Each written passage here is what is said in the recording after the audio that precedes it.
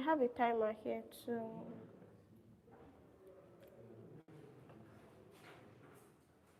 All right, guys. POI is in my 5th minute. Please don't badger. Wait till my 5th minute before asking your POIs. All right.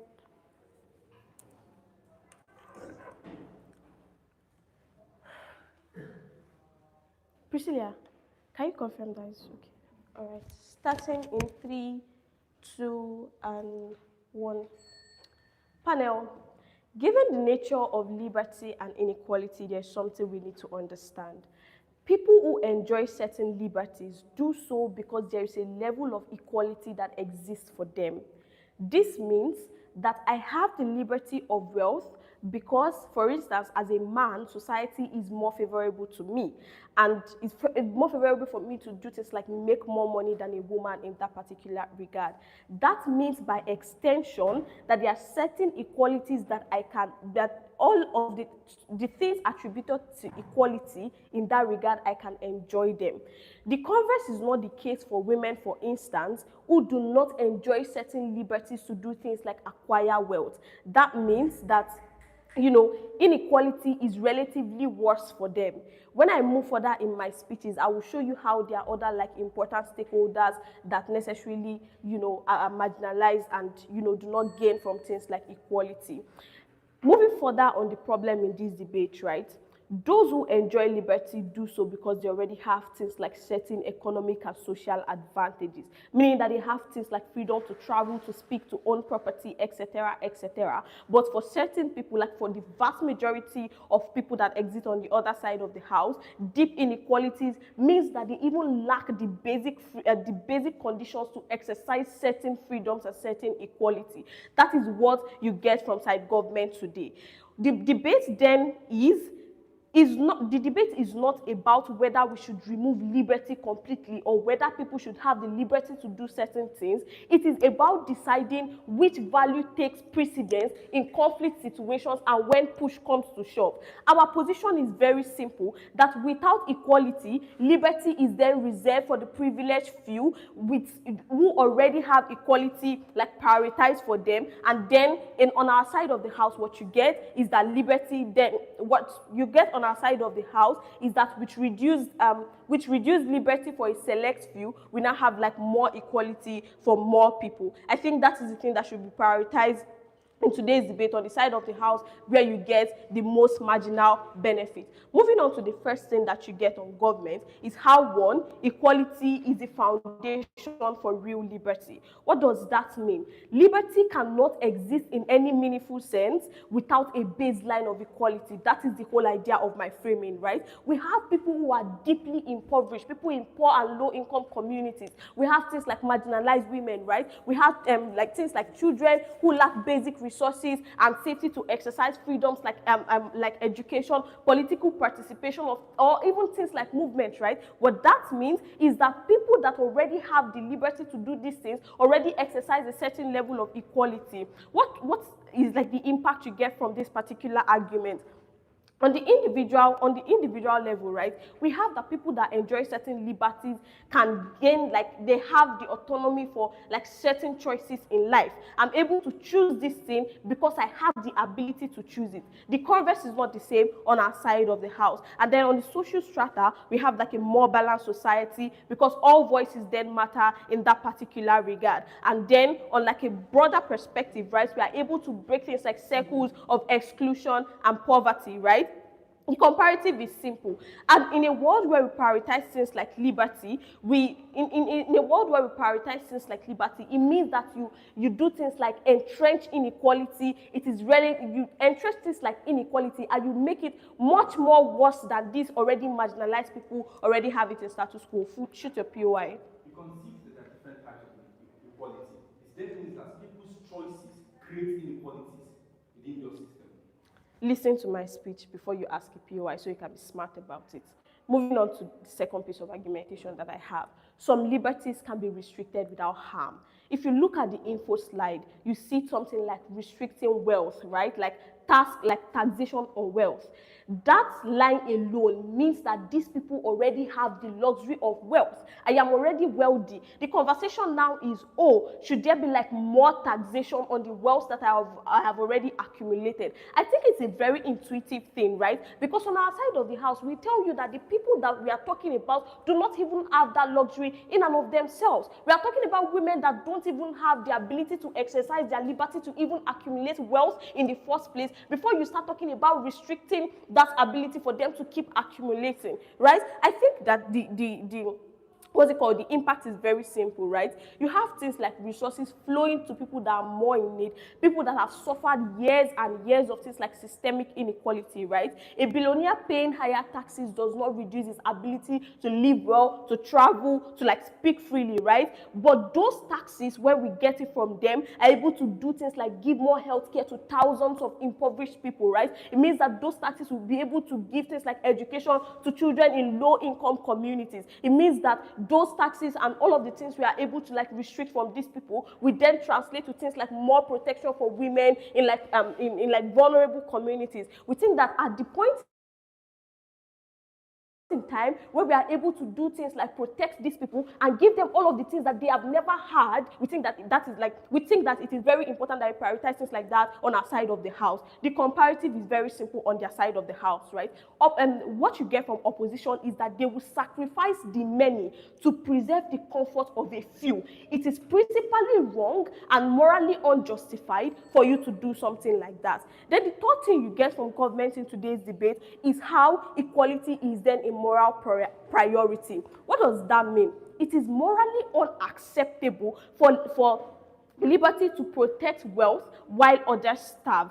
This still trickles down from the first thing I said before, that when you restrict certain liberties, you don't throw them into the gutter and they no longer have a life. We just say, oh, we have seen like how these guys are able to thrive in a society, whereas there are people that don't even have a shot at all. And we are saying that it is what's it called? It is a moral priority for us to be able to do things like give women a fighting chance in society to be able to accumulate wealth, for us to give them a society that is fairer for them in terms of like, you know, fighting for more self-actualization for themselves. It's very important for us to prioritize things like children in communities where they don't have access to like good education and healthcare in that particular regard. I think that what you get from government side is very simple. We tell you that restricting liberty, number one, does not take away certain privileges that these people already enjoy, and a world where you restrict this liberty is a world that is fairer for people in the grand scheme of things. Vote OG. Hear, hear.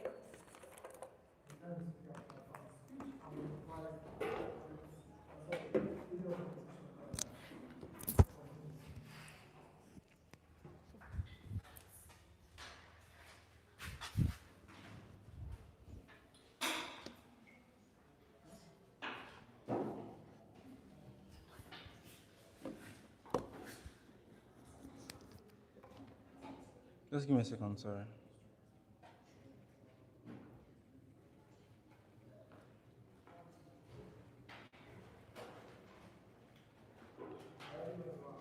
Yeah, just sorry.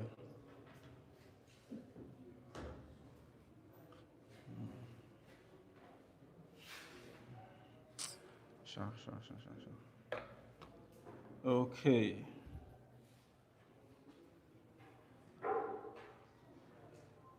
Sorry.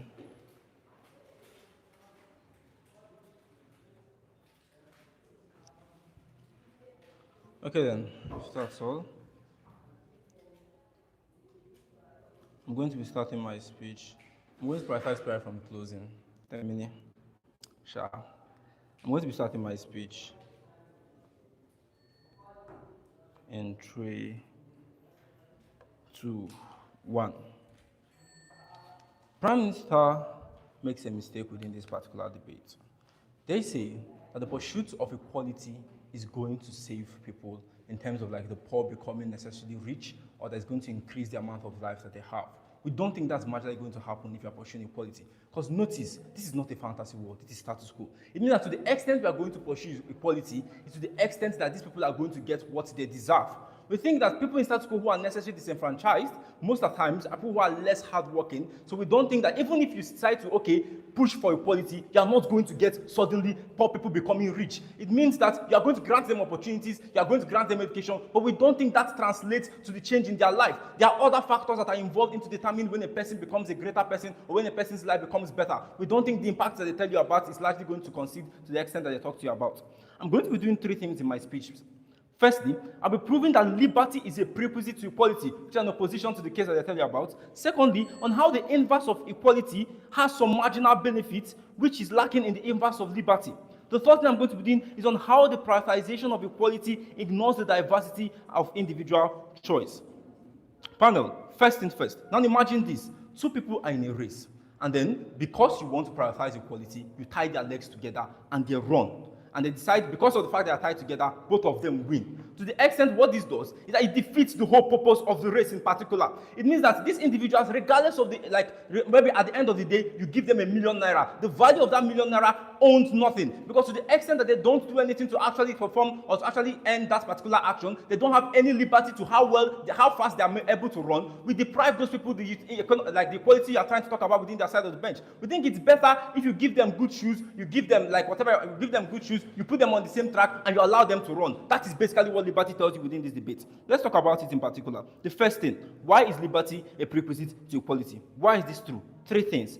Firstly, on the dependency relationship that exists between these things. To implement or sustain equality, individuals need the freedom to do 1, speak up against discrimination. Secondly, advocate for policies that reduce inequality. Thirdly, form associations or unions that demand fair treatment. It means that in your pursuit for equality, it's important you allow individuals there, because regardless of if whatever actor is taking this action, they can't automatically snap their finger and get equality. It means that it becomes a prerequisite for you to allow other individuals or people you're actually pushing for to have the ability to actually get this benefit that you want them to get at the end of the house. If liberty is absent, people can't even voice out the inequality that you're trying to solve on side government bench. The next thing to talk about is that why is this particularly important within the debate? A couple of things. Firstly, on principle, liberty is the core of human autonomy and dignity.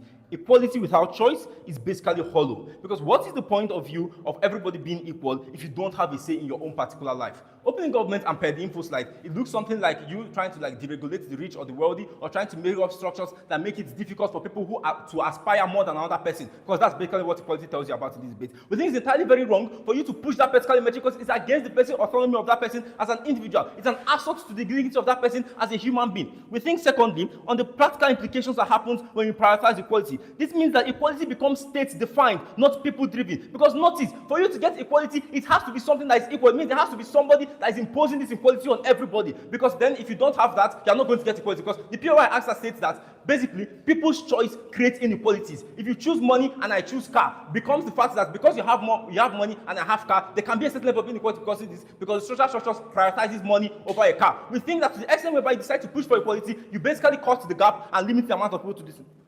Limit the amount of people to actually actualize in status quo. Termine. See, you're arguing the debate like there's no going to be any liberty in ourselves. This debate says, which one should we take precedence over?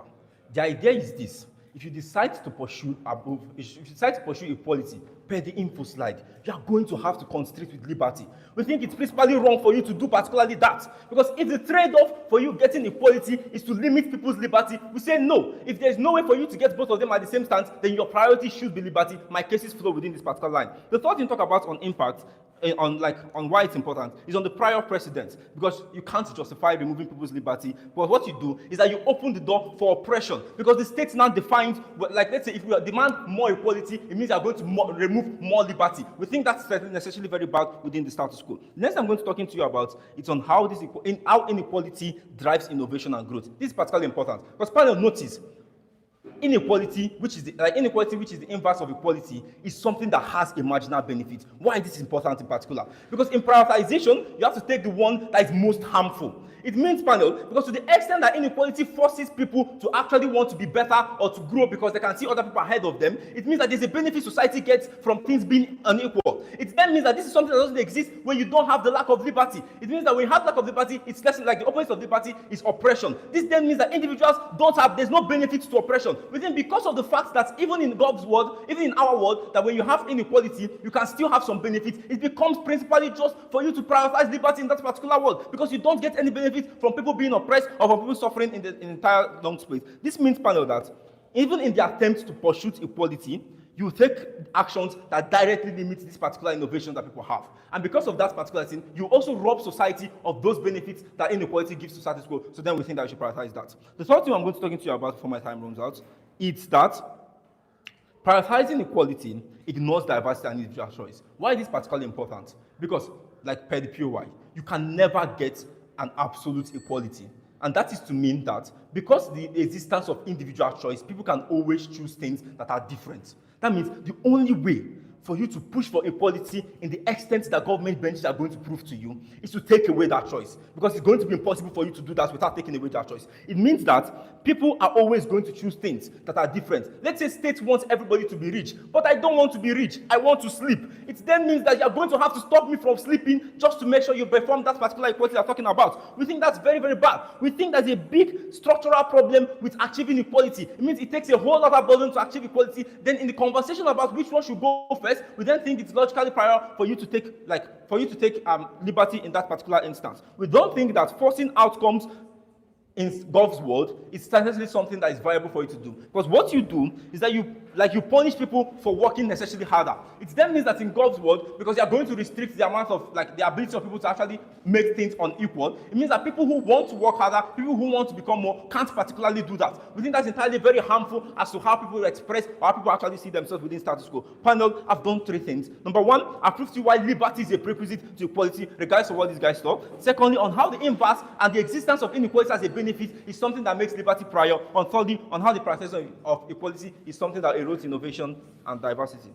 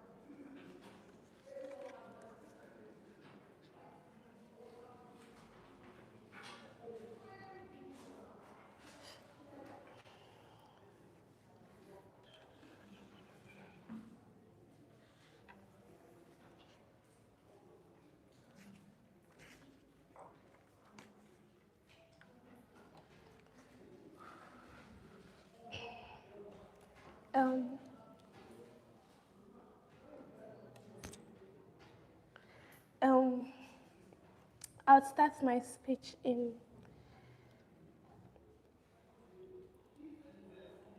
sorry.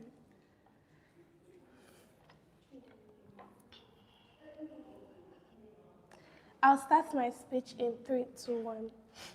Panel, understand that the problem with this debate, right, is not the fact that we don't see benefits of liberty or not, right? But it's a debate of numbers, right? Who are those that would what number of people are marginally going to benefit from a world where equality is prioritized, or a world where only a few people or selected people are going to benefit from the from liberty being prioritized, right? Now he said that, in their best case scenario, where they say, it's not healthy for us to carry the things that these elite people have, right, and give it to people, because there is no guarantee that they are going to make use of those opportunities and actually work hard with it, right? What happens is that even in a world where people don't actually feel motivated, right, what you've done is that you've also enhanced millions of other people, right? You've given them a fair shot at actually trying to make something of themselves, right? He started by saying Shoot. Guys, just taxing the rich doesn't mean everybody suddenly has the same amount of money. For you to ensure the sort of equality you talk about, you have to restrict everybody from having more than a certain amount of money and reduce the wealth to an equilibrium. Okay, so panel, you see that in a world where like people are given like a fair shot, he said something about, oh, giving people like a shoe to run with and all of that, right? But in a world where, like my partner rightly said, where people don't even have that shoe to begin with, right? What happens is that they are not in the race at all, right? Because they don't even have like a fair shot at actually participating in that race, right? What happens is that you see people that are continually going to continue flourishing, while people that are on decline, women that are marginalized, poor and impoverished communities and countries, right, are continually going to like be at that point, right? But in a world where equality is, should I say, prioritized, right? What happens is that you give people the ability to be able to believe in their society, right? Now imagine a world where I don't feel like I'm on the same pedestal as some other person, right? I feel like disadvantaged, right? What happens is that I don't even believe in society to be able to like work hard to like get that better result, right? So our first argument is an argument of society and how prioritizing equality actually benefits society and everybody in it, right? Now, what you see is that in society, right, what happens is that, sorry, a moment. Okay, yes. Sorry. What you see in society is that when you have equality, it benefits the vast majority of people, right? By ensuring that everybody has like a foundation to actually like build upon, right? Now, in principle, it means that equality is morally superior because it protects everyone's dignity and gives people like a fair chance to actually compete in the space, right? Now, in practicality, what does this look like? It means that in a world where people are like greatly disadvantaged, right? In a world where you have entrenched equality, poverty traps, elite capture of like resources and all of that, right? What happens is that equality, first of all, balances out the scale. It evens the playing ground for these people to actually like be able to compete, right? Because imagine where like my worry is food, basic education, all of that, right? Okay, see, let's be practical, right? They need to understand that if I'm yet to eat, if I'm yet to access basic education, right, what happens is that my problem is not the fact that I cannot, like, speak or I cannot do other things that liberty gives to you, right? Because even in a world where I am free to speak, right, the fact that I am poor, right, first prevents me from being able to be heard, right? You have times when you cannot even, like, reach the media. You know how, like, rich people buy off like platforms and shut down people that they want to shut down and things like that, right? And that like further shows you how these people, like their priority is not even the freedom of speech and all of that liberty that they seek to like get in their world, right? But the fact that they've not been able to access like basic things, right? The fact that they feel marginalized in a society that is supposed to protect them, right? The fact that they are not able to trust their government or like believe that they have a fair shot at actually doing anything, right? And we feel that because of how classism exists, right, that the vast majority of people are actually going to like suffer from that problem, right, that the vast majority of people are not going to trust in society, right, which fundamentally affects like the stability of society, where majority of people don't feel very like comfortable in a society that is supposed to be theirs, right? Now, secondly, what do we concede to? We concede that, yes, what equality does is give some certain level of modest restrictions on liberty, right? But we think that those restrictions only affect a few, like the elite, right? A few margin of society at the end of the day, right? And we think that that is a sacrifice that we are willing to take in a world where we protect the vast majority of like people in the society, right? And we believe that a sacrifice like this, like my partner said, them sacrificing a little luxury, right? Them being able to not like fly first class and all of that, right, is okay if we are able to like protect like a vast majority of people in society. Shoot. Yeah, your case just proves that inequality is bad, not that it's comparatively.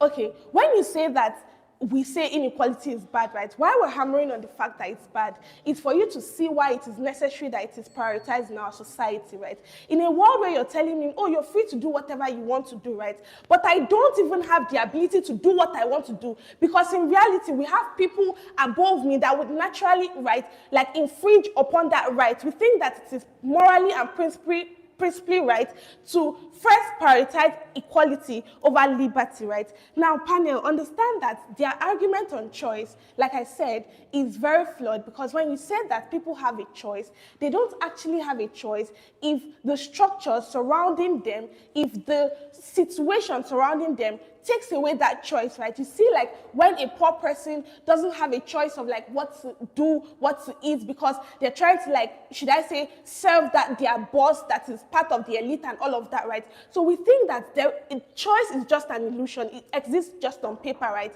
That's when you have an unequal world where we don't have like a level playing ground for everybody, right? What happens is they don't actually have a choice to do what they want to do, right? And we think that it is like the first way to ensure everybody has a choice is to actually give them like that equality that they need to be able to stand on the same level as everybody in society and fight for what they want.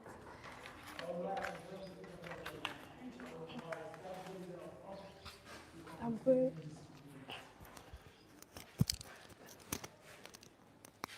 Sorry.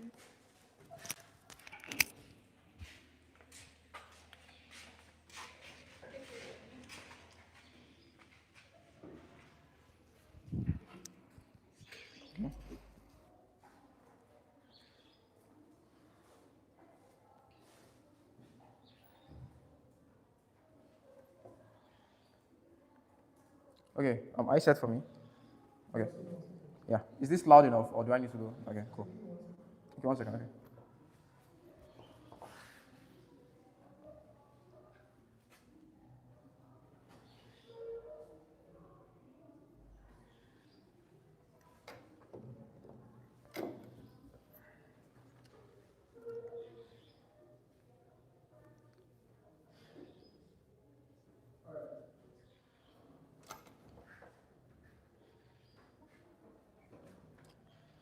I begin my speech at the countdown of 3, 2, 1.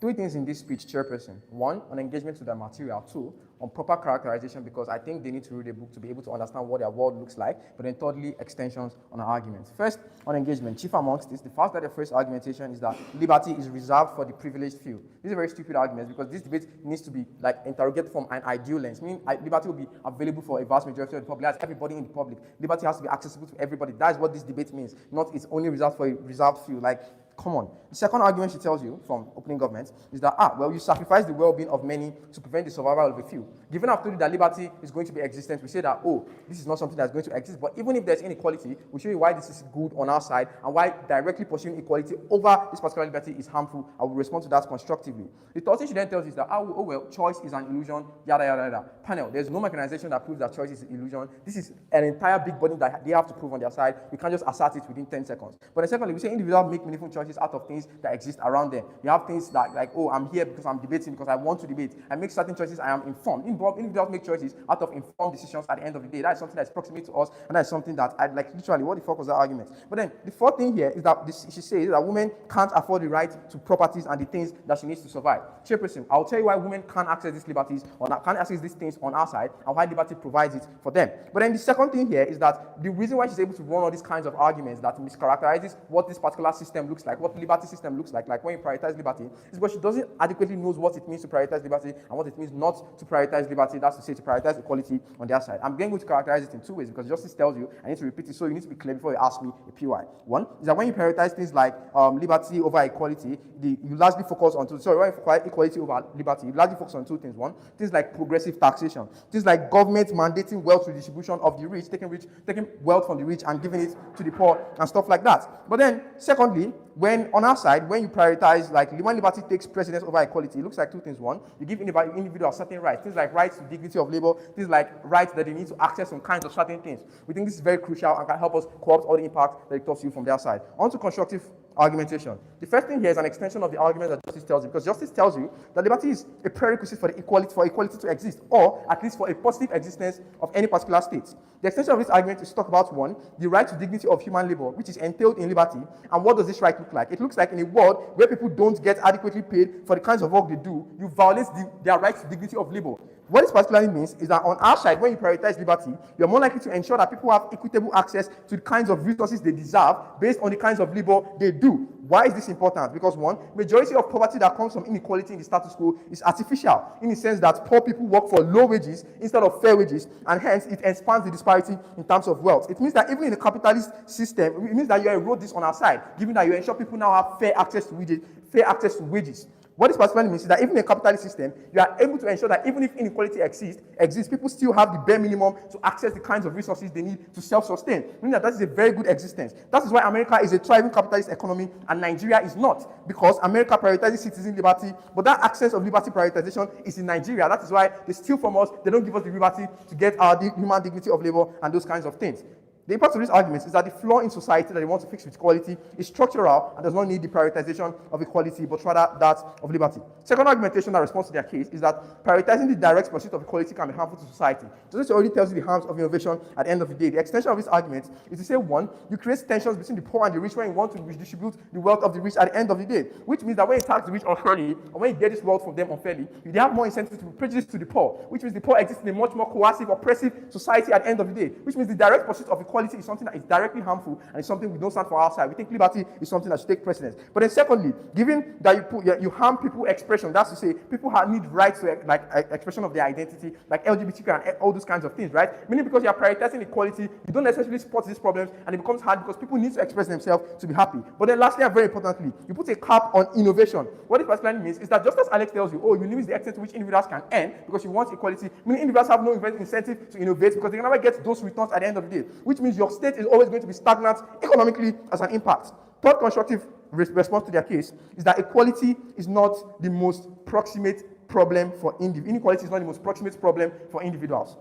I'm going to explain this. Now, the idea behind self-actualization is that humans want to maximize happiness, right? The reason why we always accord self-actualization to things like making the biggest money you can make is because there's this assumption that, to be the happiest form you can be, you need to have all the money you need. But then, given that these individuals can't express their self-happiness because they can't access things that, like their rights to liberty, the right to access certain kinds of things that exist in society, which promotes things like racism and whatsoever, and things like, LGBTQ, homophobia, and those kinds of things. This means that these people, even if they get wealth at the end of the day, it becomes very problematic because their self-identity, their most proximate problem, which is their expression of their identity, is no longer achieved, which means they are not happy in themselves, which means they don't maximize happiness, which means they don't achieve that self-actualization, which is at the core of what humans want to do at the end of the day. But the fourth thing and very important thing that wins us this debate is that there can be bad equality. I'll take you. Even if perfect inequality is impossible, relative equality in form of closing the extreme gap that exists, it's a thing. You need to tell us why that is bad. Secondly, given that the That's 15. Okay, I'll tell you why even if you have perfect equality, that is bad. Now, this is the last argument. There can be bad equality.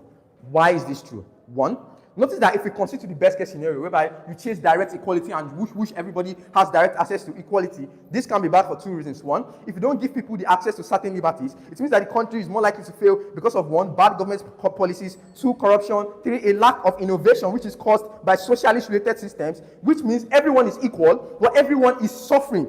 To fix this system, liberty must take precedence. Why? Because when individuals consent to states, they agree to follow state rules and regulations in exchange for states to give them certain liberties. Liberties like the right to access to healthcare, the right to access to education, and a thriving economy. That is why states subsidize amenities like healthcare, amenities like public schools, and also, ensure that they try and develop the country's economy. This particularly means is that if the government prioritizes fulfilling these obligations of giving these liberties to these individuals, you get two things. One, you get a more developed economy because the need to provide these liberties for citizens does away with the structural problems that prevent citizens that access to things like corruption and those kinds of things. This is an ideal debate. But then, meaning citizens have more purchasing power and more access to these resources. Meaning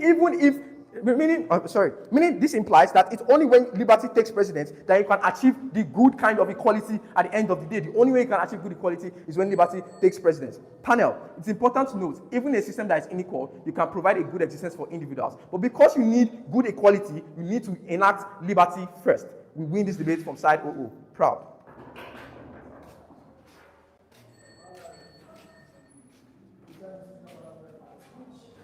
Oh.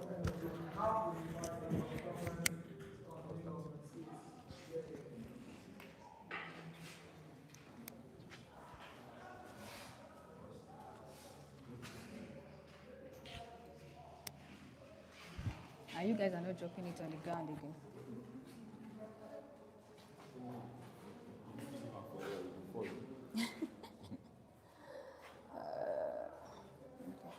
Don't worry. Just drop it there. We'll be seeing it now.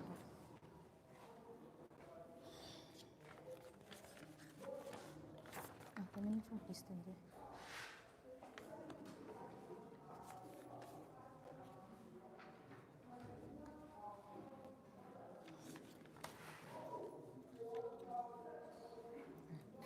I'm going to start my speech in. Okay. I'm going to start my speech in 3, 2, 1, go. I'm just going to move directly to what our extension is within today's debate, right? Because I think that the framing is very clear. I think that what this debate requires is that in most instances, it shouldn't be about whether liberties is going to exist or not. It's about what is going to take precedence in terms of things like when conflicts arise, right? What are we able to prioritize at the end of the day, or what is most important within today's debate? I think it's a value judgment debate on which is better, but we're going to be proving which, by the justification of this. The first extension you're going to get from us is the state power principle. Note that the subscription of things like laws, right, of individuals to things like laws, things like, say, policies, or probably the justice system or the moral structures that exist within states, implies that state owes an obligation to individuals, right? Especially to minority individuals at the end of the day. Because as per OG says, people have limited ways to be able to maximize things like liberty. But they never prove to you why that exists. The reason why that is so, it's because people have things like, say, limited access to social capital. You have things like, say, limited access to education. You have a society where the way you are able to maximize your liberties is contingent on the amount of social capital you have, or probably the kind of race that you come from, or the kind of gender you were born into, or probably the kind of religion you, by virtue of birth, were naturally born into at the end of the day. What then is the extension? We think that state owes reparation to individuals who live within that particular state by virtue of the social contract theory and also the ascribing to state laws, given that states necessarily restrict you from certain liberties in status quo because they think it is something that is beneficial to you at the end of the day. It's most likely why, for example, they would say it's like they ban people from smoking, even though it's infringing on your bodily autonomy as an individual, right? But most importantly, because the existence of states, right, is one that exists to ensure that equality, right? Because absent of this, the world they then need to defend is a world where a state of nature exists, even though laws exist regardless. And I think this is where the debate then begins to shift to to a closing half debate, right? Because I don't think any opening teams necessarily argue within the context of this debate. Why then is this something that is primarily bad? I think one, it's a world where you have things like a huge level of violence because you are now competing against multiple structures at the end of the day that you don't necessarily have access to, like epistemic access to. But two, it's because it's this transfer of structural oppression, right, from generation to generation, and a harm that is necessarily irreversible at the end of the day that constantly and continuously infringe on the human dignity of individuals who necessarily live within those particular states.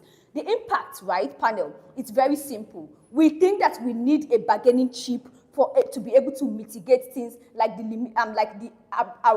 limitations that exist for people and how they access things like liberties on their side of the world. We think that this is a bargaining chip that at least allows us to mitigate the impact of the harms that exist on our side of the house when we do these kinds of things at the end of the day. But secondly, I think that the divide in society, right, and a justification for this is that, the divide in society was largely created by the majority that existed within society. So by virtue of perpetuating things like, say, moral superiority over other individuals, because they had the monopoly of power to do so at the end of the day. Hence why we think that reparation is basically owed to these individuals.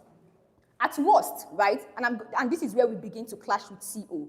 At worst case scenario, the debate from CO will say, oh, you infringe on the rights of others by increasing things like taxing the rich, which is the POI that Alex tells you within debate. We say that we have a right to this, right? Because it was an immoral accumulation of wealth. It was due to things like slavery. It was the extortion of human labor, and things like capitalism that led to the accumulation of that particular wealth that gave people, certain individuals, the ability to maximize those particular benefits at the end of the day. We think that they robbed people of their efforts and not necessarily give them a pay that was proportional to their skill. It's like that in itself is a principle of slavery in and of itself. But the comparative within this debate is simple. The comparative is equality eventually limits things like liberties, right? Because of the rise of things like, say, social crimes that exist, for example. So, for example, you're most likely going to mitigate things like the poor being forced to steal, right? In order for them to survive at the end of the day and still being punished by virtue of social structures that exist, right? At worst, we say the rich will also suffer, and we think that's like the worst case scenario that exists within our world. Shoot your POI. Right. If you take away 90% of Elon Musk's wealth and share it to everybody else, Elon Musk is still richer than everybody else. There is still inequality. Good. That is needed to prove their worth. One way the state sees all poverty.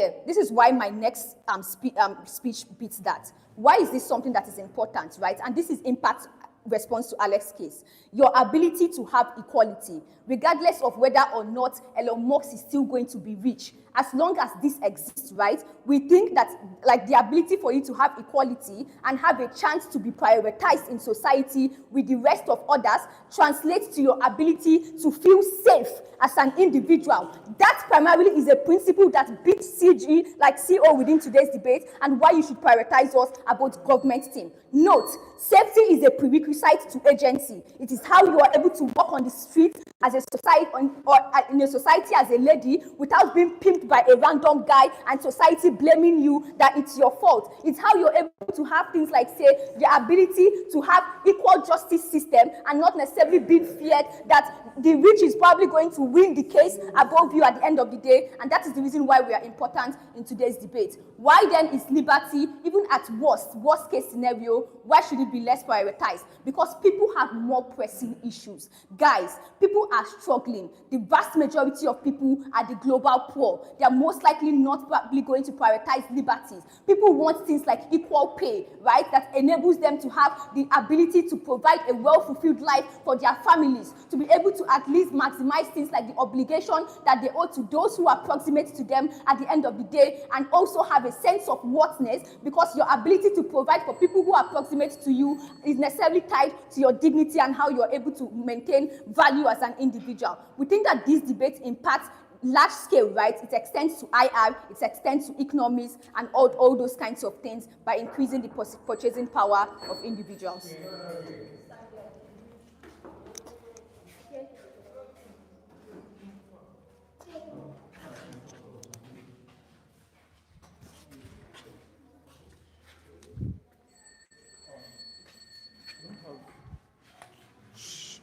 My laptop not going to stay lower.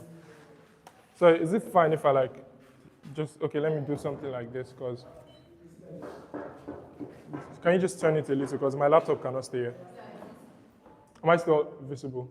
Okay, thanks. So POIs are prioritized getting from opening, because we did take a POI of mine, and obviously there's direct engagement here. But if you have a POI too, you can raise up your hand. Okay, so starting in 3, 2, 1. The main reason why government teams lose in this debate is that their MEC is not sufficient for the sort of claims or impacts that they try to drive. We already tax the rich more. We already have things like heavy tariffs on foreign goods. These have not reduced the inequality that exists. For you to necessarily have what they want, you probably have to have things like communism, where the government owns everything. But the first thing to point out is that absolute equality without liberty is slavery. So it looks like a system where everybody is at the same level, but the state then lords over you and determines if you can even breathe and exist. First extension from closing opposition to make this debate very clear. We think that liberty is intrinsic, while things like equality are external to the person. So what it means is that I probably prioritize my ability to have the right to life, the right to dignity, the right to move around, then I prioritize the fact that somebody else is better than me. This is simple. You probably care more about yourself first than you care about yourself in relation to somebody else. This principle means that the state should always prioritize what the individual preferences of people are. Even if you cannot determine at every point what their choices are, we think that the average person likely cares more about the fact that they are okay as compared to the fact that somebody else is bad. The next thing to talk about here, unique extension from CO, is that liberty is the foundation of states. Let's explain what happened before states. Before states, there was perfect equality.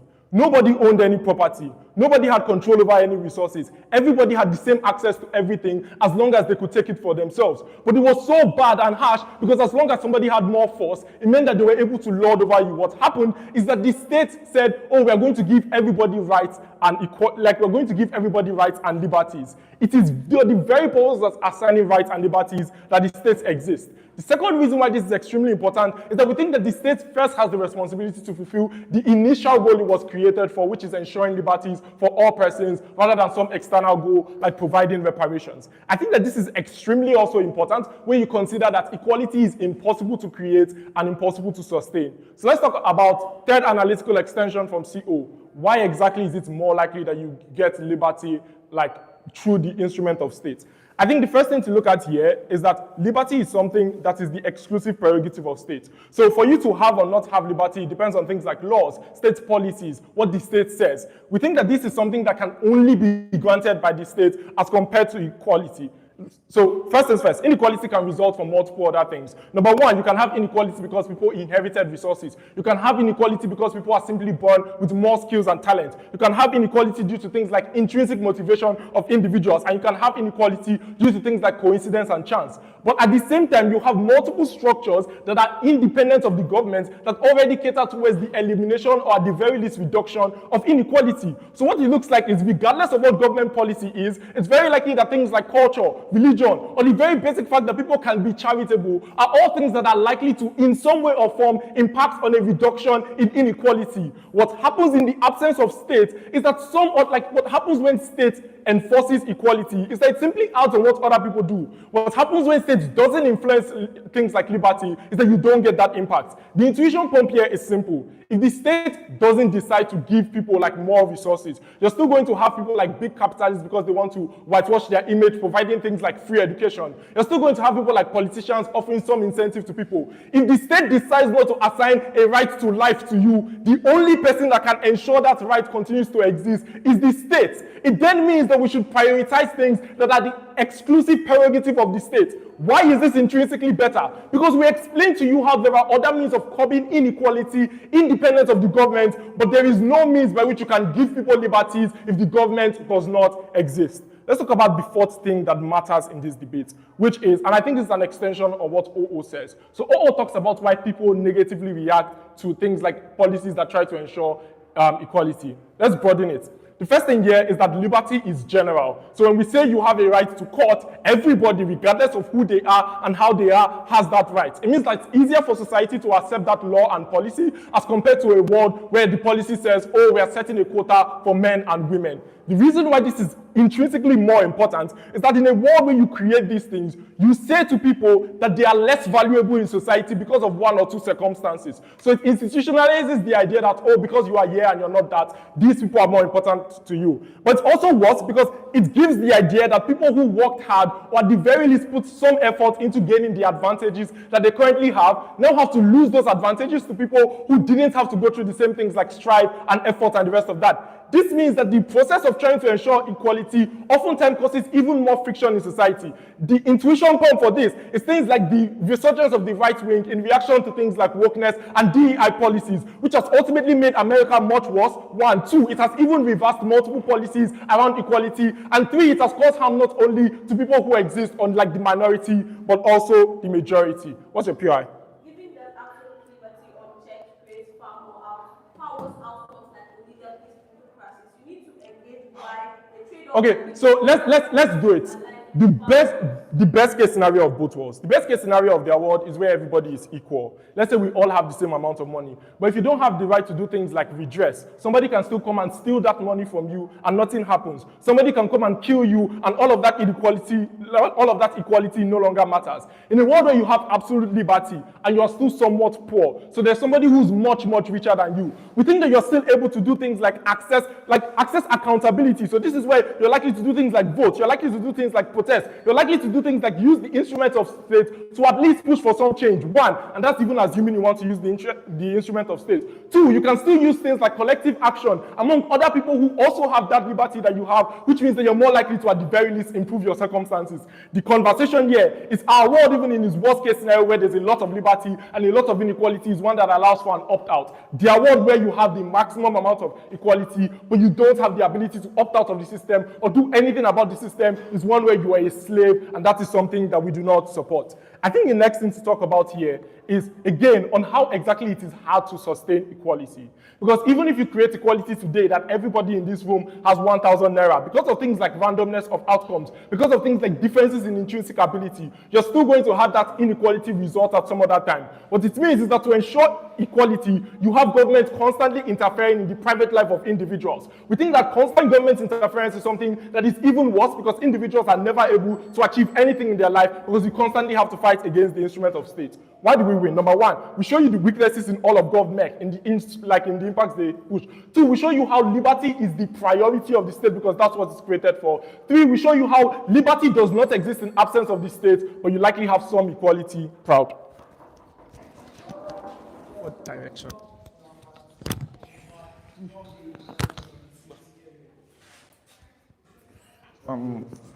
Is it possible I stay here? Okay. So,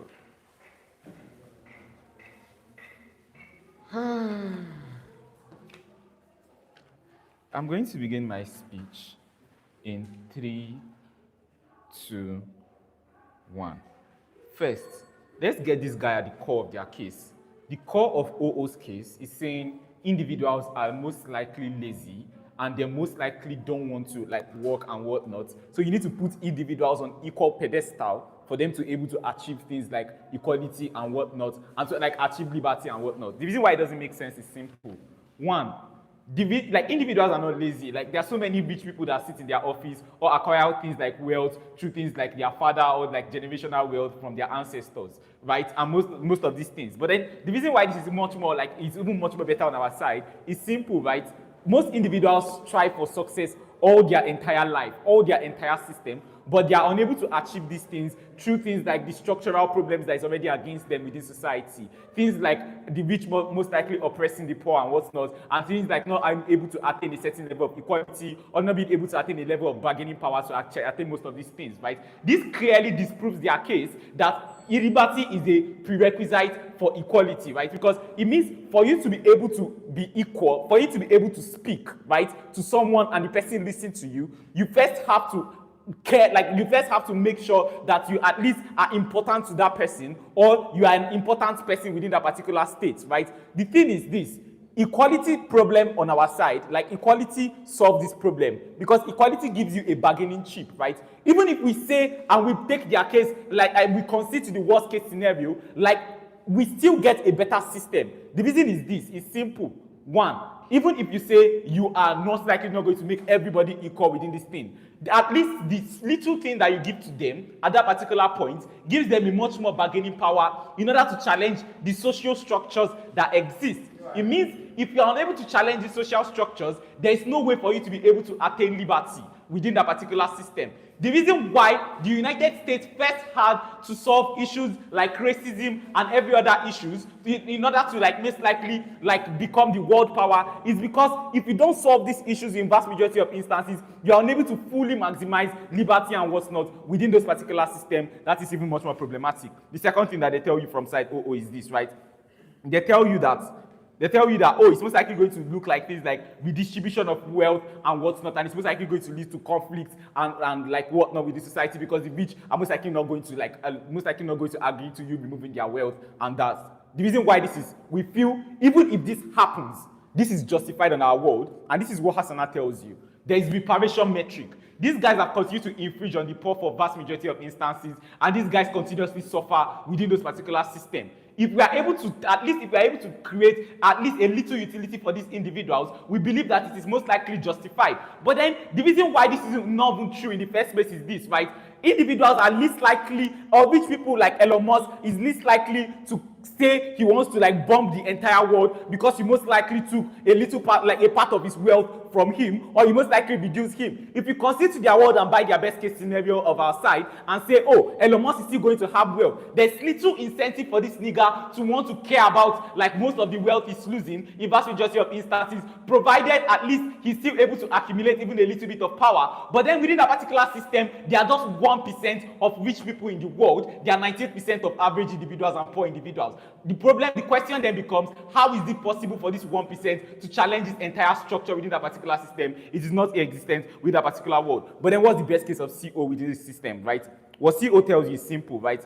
CO tells you that, oh, like like liberty is very, very important and what's not, and you don't have to remove liberty and blah blah blah. But then the thing we get from us that necessarily beats them is simple, right?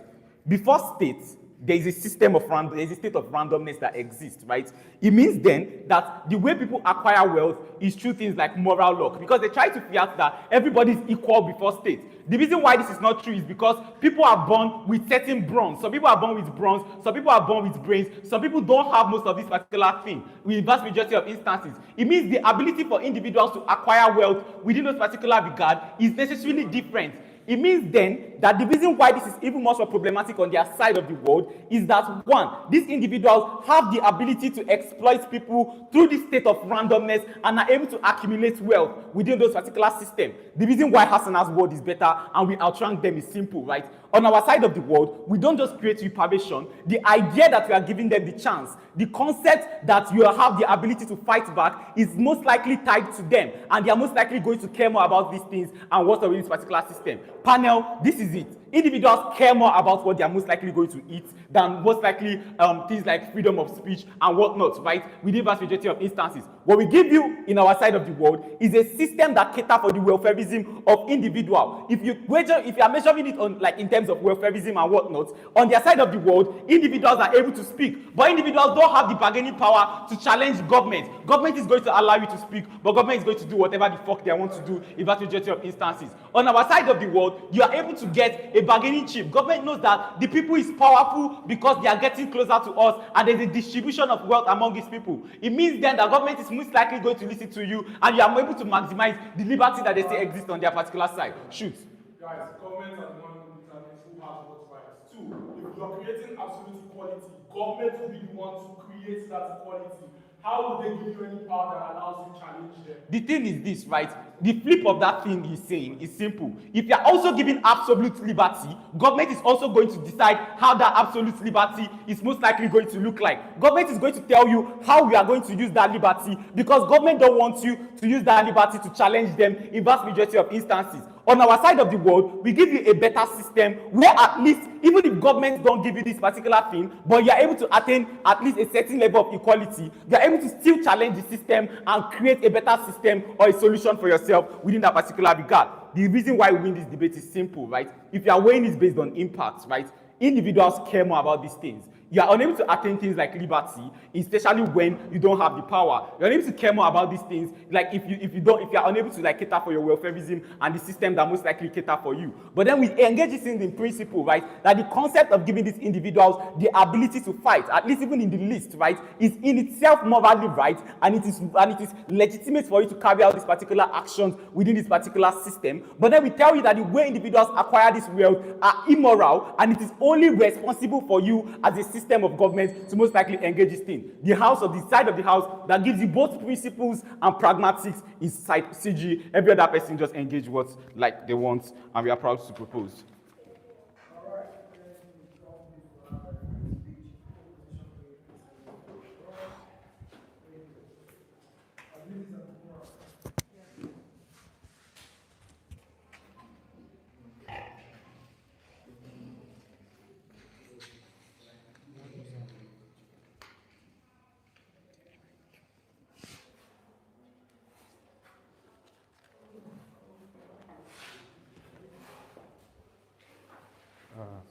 Shit.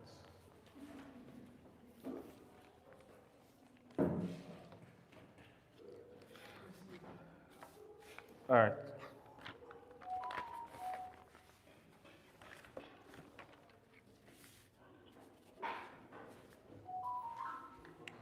Are you ready? All right. So I'll be starting my speech in 3, 2, 1. Panel the House. Which body is most likely to create the state? Like, which body is most likely to prioritize liberty over equality? It is the state, right?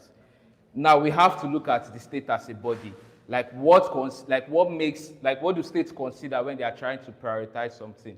It means that whatever they are prioritizing is something that is going to be of absolute benefit to the people, and it is that the utilization of this thing is going to be beneficial to people itself. Why this clarification is important is because of the last thing Temini says. Temini says the ability to have this equality means that people are able to feel safe, and even if they don't utilize this equality, the fact that they have this equality means that they can use it as a bargaining chip. Understand that your ability to feel safe is heavily hinged on the ability for states to function. Because if states does not function, you do not have rights. If you do not have rights, it means people can trample upon your dignity. And that is why Alex refers to the state of the world before states existed.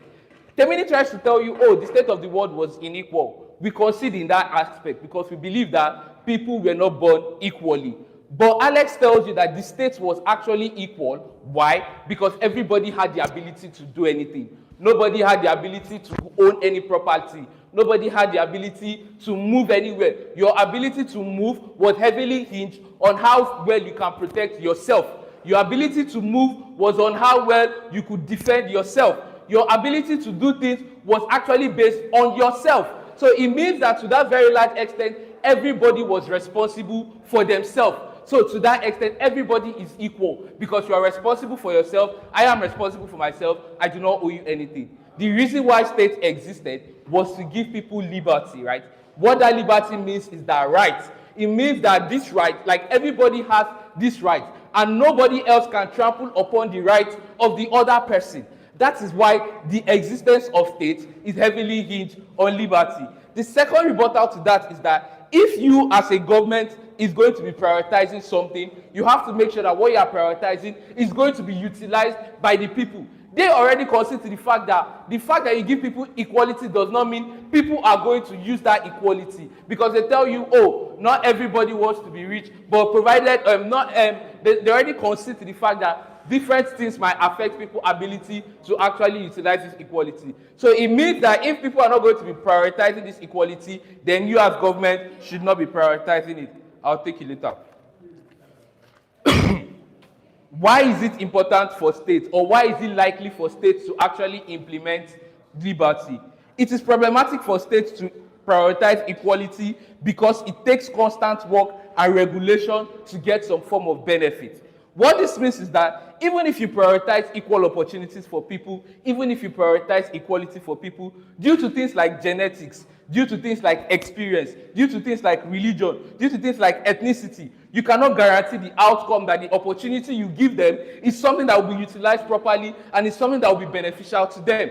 This is why Alex already tells you that even if you take away 90% of Elon Musk's wealth and give it to everybody, it does not mean that Elon Musk actually becomes poor or everybody becomes equal. The second thing you have to consider is that the ability for Elon Musk to actually multiply his wealth is actually more higher than the people you've given this equality to. So it means that in the long run, Elon Musk is still going to multiply his wealth to the extent where it's actually more richer, and you're still going to get more people, and you're still going to get minorities in their own world. So you do not necessarily solve anything. The benefit to the people that Alex shows you is that equality is, liberty is more of an intrinsic value which is proximate to individuals on their level. So that is to say, the government giving you liberty means everybody around you, regardless of if they are rich, if they are poor, if they are strong, if they are fast, have to respect that liberty.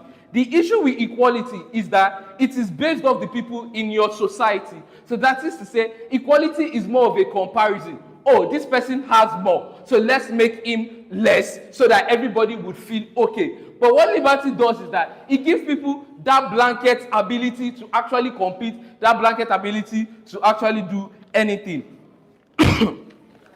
Why is this important?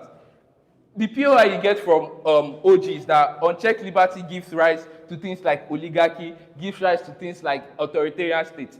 Liberty gives people the right to make choices. These choices actually include using governmental structures, like Alex properly pointed out. Make choices like protest, make things like votes. I mean, in status quo, we've seen people actually overturn government that they do not enjoy. We've seen people kick back against government that they do not agree with. So it is wrong for them to now come and say, oh, it gives rise to things like oligarchy without considering the fact that this same liberty gives you the right to actually challenge these things themselves.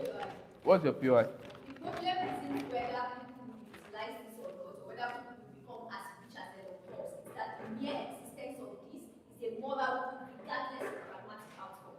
This is the thing. We are not saying equality is not going to exist in our world. We are saying, what are we prioritizing? The fact that we are prioritizing liberty does not mean people suddenly become unequal all around, or government is not necessarily going to care about you. It is just that as a government or as a state, what are the things that you are most likely to prioritize? Absolute equality with no liberty is similar to slavery. Alex already clarifies that. The whole entire government bench wants us to go to the state of slavery, right? Let everybody be equal, but we cannot move. Let everybody be equal, but we cannot vote. Let everybody be equal, but we cannot do certain things that actually helps us maximize ourselves, or actually helps us maximize our utility, right? Liberty is heavily hinged on the creation and the existence of states. So that is to say, states provides the right that give people liberty. When states do not prioritize equality, you still have equality. It might be little, but if that little is added to the other means to which society already copes inequality, because things like charity already exist, things like religion, modern corporations want to whitewash their image, so they provide things like scholarship to people that make sure that these people actually get some form of utility, some form of opportunities, right? So that is to say, even when the government do not prioritize this thing, other amenities or other structures already exist in state to actually come or to actually provide for these things. Why do we win from our own side of the bench? We are the only side that show you how the existence of state is something that is heavily hinged on liberty, and it is the major reason why the state should actually prioritize liberty over equality.